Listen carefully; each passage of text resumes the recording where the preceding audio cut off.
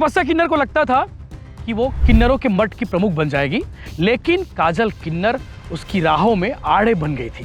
काजल किन्नर रहने वाली है रायपुर की, लोकल है, और जिस किन्नर के बारे में बात कर रहा हूँ, तपस्या किन्नर, ये महाराष्ट्र से आकर रायपुर में बसी हुई थी। काजल घबरा जाती है कि ये कौन लोग हैं और तुम लोग कहाँ, वो लोग कहाँ चले गए। वो डर जाती है, लेकिन तभी सुपारी किलर अंकुश और कुलदीप जो है काजल को धारदार हथियार से ताबड़तोड़ चाकू मारते हैं और उसका शव पत्थर खदान में फेंक दिया जाता है। 12 लाख रुपए का सौदा हुआ था हत्याकांड की वारदात को अंजाम देने के लिए, काजल किन्नर की मर्डर करने के लिए। नमस्कार, जय जोहार, जय छत्तीसगढ़। मैं यशवंत साहू, आप देखना शुरू कर चुके हैं भिलाई टाइम। जो स्टोरी आप देखने वाले हैं, इस स्टोरी को आप ध्यान से देखिएगा। इस स्टोरी में बहुत सारे सबक हैं और ये स्टोरी बाकी स्टोरियों से काफ़ी अलग है।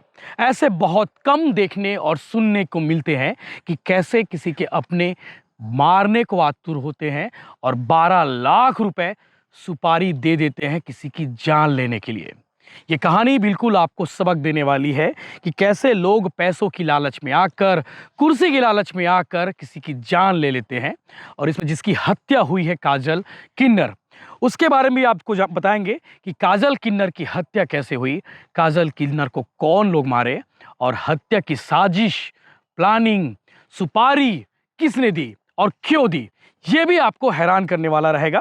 पुलिस ने इस पूरे एपिसोड का खुलासा महज 48 घंटे में किया है और पुलिस जब जांच में जुटी थी, उसी समय स्पष्ट हो गया था कि काजल किन्नर की हत्या कोई और नहीं, उसके अपने ही किए होंगे।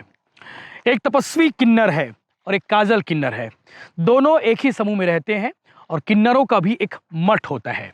किन्नरों का मठ बनने की चाहत में एक की जान चली गई, काजल किन्नर की जान चली गई। जान लेने वाली कोई और नहीं, तपस्या किन्नर। तपस्या किन्नर को लगता था कि वो किन्नरों के मठ की प्रमुख बन जाएगी, लेकिन काजल किन्नर उसकी राहों में आड़े बन गई थी।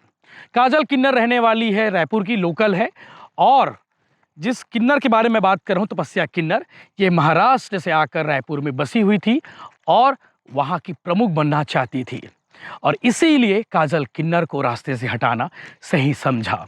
काजल किन्नर ने इस पूरे एपिसोड को, यानी कि इस हत्याकांड को अंजाम देने के लिए अपनी दोस्त निशा श्रीवास को आगे किया और निशा श्रीवास ने 12 लाख रुपए की सुपारी ली काजल किन्नर की हत्या के लिए। आपको जानकर हैरानी होगी कि 12 लाख रुपए, सोचिए, सितंबर 2024 इकट्ठा करना काम शुरू हुआ, सितंबर, अक्टूबर, नवंबर, और काजल किन्नर की हत्या सितंबर 2024 में ही हो जाती है। लेकिन जिस सुपारी किलर को इन्होंने काम दे रखा था, वो किसी अन्य मामले में जेल चला गया और उसके बाद इन्होंने दूसरे सुपारी किलर हायर किए और हायर करने के बाद इस हत्याकांड को 17 नवंबर 2024 को अंजाम दिया गया। और अंजाम देने से ठीक 2 दिन पहले उस घटना स्थल पर जाते हैं। जाने के बाद प्रैक्टिस भी करते हैं कि काजल किन्नर कहाँ रहेगी, कैसे पीछे से आके उसका गला रेतना है, कैसे उसे मारना है, और मारने के बाद उसे कैसे बंद पड़े खदान के पानी में फेंकना है। सोचिए, इतनी प्रैक्टिस करने के बाद इन्होंने इस कांड को अंजाम दिया और इसी के लिए उन्होंने 12 लाख रुपए लिए थे। पूरा घटनाक्रम आपको समझाएंगे सिलसिलेवार, और हत्या की साजिश कैसे रची गई, हत्या की वारदात को अंजाम कैसे दिया गया, ये भी आपको बताएंगे आईपीएस विजय अग्रवाल, जो बलौदाबाजार जिले के एसपी हैं, स्मार्ट पुलिसिंग के लिए और इस तरह के मामलों को सुलझाने के लिए जाने जाते हैं। आज उन्होंने इस पूरे मामले को लेकर प्रेस कॉन्फ्रेंस किया है। प्रेस कॉन्फ्रेंस में क्या कुछ उन्होंने बताया, ये भी हम आपको बताएंगे, लेकिन उन 5 आरोपियों के नाम पहले आपको बता देते हैं ताकि आपको ईजी हो इस कहानी को समझने में। तपस्या किन्नर उर्फ मोहम्मद इमरान भोईर, 36 साल इसकी उम्र है, महाराष्ट्र की रहने वाली है, काफ़ी समय से किन्नर भवन जोरा थाना खमाड़ी जिला रायपुर में रह रही है। इसके अलावा निशा श्रीवास, इसकी उम्र 51 साल है और तपस्या ने इसी निशा की मदद ली सुपारी किलिंग के लिए। इसके अलावा हिमांशु बंजारी, ये निशा श्रीवास का ड्राइवर है, 28 साल इसकी उम्र है, मंदिर हसोद रायपुर का रहने वाला है। कुलदीप कुमार कुरिल, इसकी उम्र 29 साल है, ये हिमांशु का दोस्त है, ये भी रायपुर का रहने वाला है। और अंकुश चौधरी, 5वां आरोपी इस हत्याकांड का, ये भी हिमांशु का दोस्त है। हिमांशु ने इन तीनों को हायर किया था यानी कि हिमांशु ने इन दोनों को हायर किया था। हिमांशु भी खुद इसमें शामिल था। 12 लाख रुपए का सौदा हुआ था हत्याकांड की वारदात को अंजाम देने के लिए, काजल किन्नर की मर्डर करने के लिए। हत्या की घटना आपको बताते हैं कि उस दिन क्या हुआ था। 17 नवंबर की शाम 5 बजे लगभग निशा श्रीवास काजल को कहा कि चलो मेरे पहचान वाले से 3 लाख रुपए लेना है, जिसमें से बंटवारा में 1.5 लाख रुपए तुम रख लेना। यही बात कहकर काजल को अपने साथ निशा लेकर चली गई और काजल जो है 1.5 लाख रुपए की लालच में आकर निशा के साथ कार में बैठकर, अर्टिगा कार में बैठकर बलौदा बाजार की ओर चले गए और उसके पीछे पीछे दोनों सुपारी किलर अंकुश और कुलदीप बाइक से पहुंचे। फिर अर्टिगा कार को ग्राम अमेरा के पास रोका गया और पीछे से आ रहे कुलदीप और अंकुश से पैसे लेने की एक्टिंग भी की गई। 3 लाख रुपए इन दोनों से लिए भी, पहले पैसे इन दोनों को दिए गए थे, उसके बाद एक्टिंग की गई ताकि काजल को लगे कि हाँ पैसे 3 लाख रुपए मिल रहे हैं और उन 3 लाख में से 1.5 लाख रुपए उसे भी मिल जाएंगे। इसके बाद अर्टिगा कार में बैठे हुए सभी लोग, हिमांशु भी था उसमें, मृतका काजल भी थी और आरोपी निशा, घटनास्थल पर तीनों पहुंचते हैं और इस समय अंधेरा हो चुका होता है। सोचिए, अंधेरा, बंद खदान, पानी है जहां कोई आता जाता नहीं, शाम का वक्त, अंधेरा हो चुका था। इसी समय पीछे से जो है सुपारी किलर अंकुश और कुलदीप बाइक से भी पहुंचते हैं। फिर निशा और हिमांशु काजल को छोड़कर वहां से भाग जाते हैं।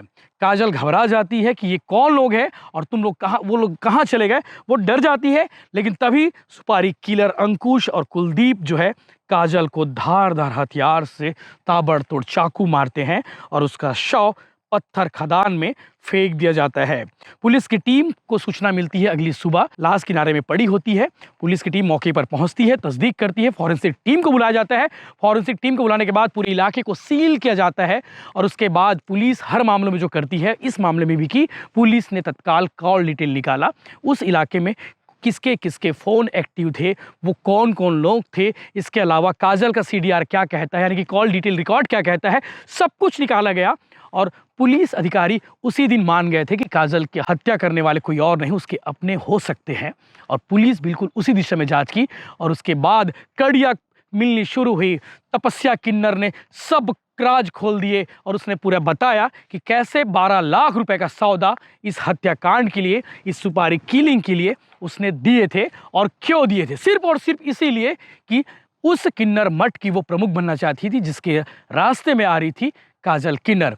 इस पूरे मामले को लेकर आपको भी चीज़ें समझ आ गई होगी कि कैसे लोग लालच में आकर, कैसे लोग कुर्सी के लालच में आकर, कैसे लोग पैसों की लालच में आकर एक दूसरे की जान ले लेते हैं, हत्या की साजिश कर लेते हैं।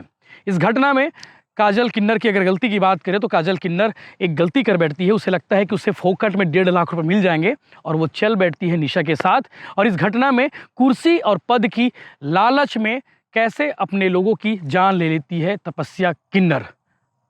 सबक आपको मिल गया होगा, घटना के बारे में मैंने सिलसिलेवार बता दिए है। इसके अलावा आप आगे सुनिए आईपीएस विजय अग्रवाल ने इस एपिसोड को लेकर, इस हत्याकांड को लेकर क्या कुछ उन्होंने बताया है। 2 दिन पहले भाबाडी नामक ग्राम में शव प्राप्त हुआ था जो किन्नर का शव था। बाद में उसकी शिनाख्त रायपुर में रहने वाले काजल के रूप में हुई थी और उस घटनाक्रम के उपरांत एफएसएल की टीम और बाकी पुलिस के अधिकारी सारे पहुंचे हुए थे। जांच के दौरान ज्ञात हुआ कि काजल मूलतः जोरा रायपुर में एक मठ की रहने वाली थी, किन्नर मठ की, और वहाँ पे मठ के मठाधीश बनने को लेके वहाँ विवाद था। एक गुट खुद बनना चाहता था और काजोल जो वर्तमान में मठाधीश है उनकी जगह लेने के लिए वो भी लालायित थी। इस बात को लेके दोनों पक्षों के बीच पूर्व में भी विवाद हो गया था। प्लानिंग के तहत आरोपी पक्ष ने इसको एक सुपारी दी थी। पहले 6 लाख की एक सुपारी एक व्यक्ति को दी थी, वो व्यक्ति किसी दूसरे कारण से जेल में चला गया, इसके उनका पैसा डूब गया। फिर 12 लाख में उन्होंने दूसरा व्यक्ति जो इनका ड्राइवर था उसको दिया था। उस ड्राइवर ने 2 और लड़कों को अरेंज किया था। इस प्रकार 3 वो लड़के और निशा और तपस्या ये मिलके इस घटना को अंजाम दिए। मूलतः किन्नर तपस्या गोंदिया की मुंबई की रहने वाली है और मुंबई से यहाँ 6 साल पहले आई थी और ये वर्तमान में जो ज्योति नायक किन्नर मठ में प्रमुख है ये उसकी जगह लेना चाहती थी। लिहाजा ये विवाद तब से शुरू हुआ था और आपसी जो मनमुटाव था वो सुपारी किलिंग का कारण बना। देखिए, ये जगह जहाँ पे घटना हुई एक बंद पड़ा पत्थर का खदान है और काफ़ी गहरा है खदान। और उस खदान के आसपास के दोनों तरफ के रोड बिल्कुल अंधेरे रहते हैं और लिहाजा उन्होंने पहले रेकी की थी और रेकी करने के उपरांत उसने इस जगह का चयन किया। निशा बलौदा बाजार से पूर्व परिचित थी क्योंकि वो होली दिवाली के समय यहाँ आती थी और वहाँ पे मांगती भी थी लोगों से पैसा, तो लिहाजा इस एरिया के टेरेन से वो परिचित थी। अभी तक 5 आरोपी गिरफ्तार हुए हैं और उनसे जो सुपारी में पैसा लिया गया था 10.5 लाख और प्लस 1.5 लाख जो मृतिका से मिला था, ऐसे पूरे पैसे बरामद हुए हैं। मोबाइल मिला है। घटना में प्रयुक्त जो हथियार है वो भी बरामद हुआ है और इसमें और भी जो साक्ष्य हैं इलेक्ट्रॉनिक एविडेंस उन सब की भी तलाश की जा रही है। सीसीटीवी फुटेजेस भी मिले हैं जो घटना की रात में अर्टिगा गाड़ी बलौदा बाजार क्रॉस की थी उसके भी फुटेज मिले हैं। अर्टिगा गाड़ी और एक मोटरसाइकिल जो सुपारी किलर यूज किए थे वो भी बरामद हुआ है। उसकी भी तलाश की जा रही है। एक व्यक्ति के विषय में संदेह है, उसकी भूमिका की भी पतासाजी की जा रही है। हुआ तो जो सुपारी किलर था उनको नहीं पता था कि इसकी जेब में 1.5 लाख रुपए है, तो वो घटना की और फिर निकल लिए वो। और डर के मारे निशा ने बताने के लिए उसके पास समय नहीं था कि मैंने पैसे दिए पर कहाँ है, तो उसकी वजह से पूरे के पूरे पैसे उसकी जेब में थे और पूरा पानी में गीला हो गया।